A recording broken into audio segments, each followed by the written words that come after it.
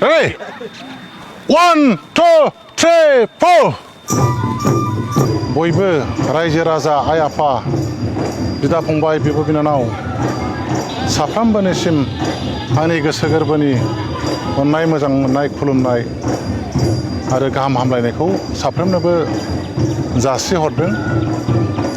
देग्लाय 2025 मायथाइनि बैथि दान मार्चनि 13, 14, 15, 16 अक्ट'खालि सानब्रैनि हाबाफारि लानानै दिनैहाय दुलाराय बर' फरायसा आफादनि 57थि बोसोरसालिया जथुम्माया बे दतमा बड'फा फोथाराव जानो थांगासिनो दङ।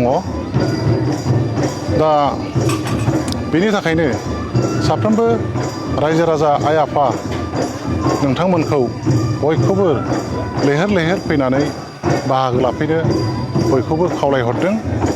दिनैहाय बे हाबाफारियाव जोंहा गेवलां मेलाव जोंनिनो भारतनि मानगोनां नखर मन्त्रि अमित शाह बिथाङा गाहाय आलासि हिसाबै बा महरै बाहागो लाफैगोन आरो बिथांजों लोगोसे जोंनि आसामनि गाहाय मन्त्रि गिबि मन्त्रि जोंनि मानगोनां डक्टर हिमन्त बिश्व शर्मा बिथाङाबो बाहागो लाफैगोन। दा बेवहाय दिनै हाबाफारि बायदियै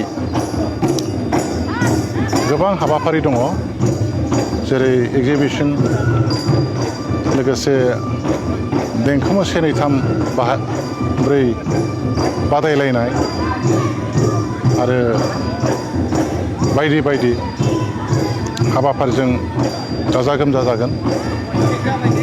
दा नैबे जाहैबाय दतमा जाबाय जोंनि बड'फा उपेन्द्रनाथ ब्रह्मनि जोनोम जायगा, थुलुंगाफुरि जायगा। दा बिथांनि बे जोनोम जायगायाव जों बयबो बाहागो लाफैनांगोन। दतमा हिसाबै बड'फानि जोनोम जायगा हिसाबै बेनि जेनाखि दुलाराय बर' फरायसा आफादनि 57थि बोसोरसालिया जथुम्मा बियो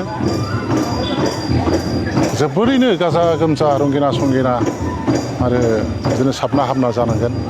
मोनसे आब्रुथि गोनाङै डिसिप्लिन भाबै जों बेखौ खुंफुंलांनांगोन आरो बयबो बाहागो लालायनांगोन। बेखौ हारिमु आफादनि जानानै लोगोसे खुंफुं आफादनि सासे आङो मावथि जानानै सोद्रोमा जानानै बेखौ बयनिसिमबो खावलायदों।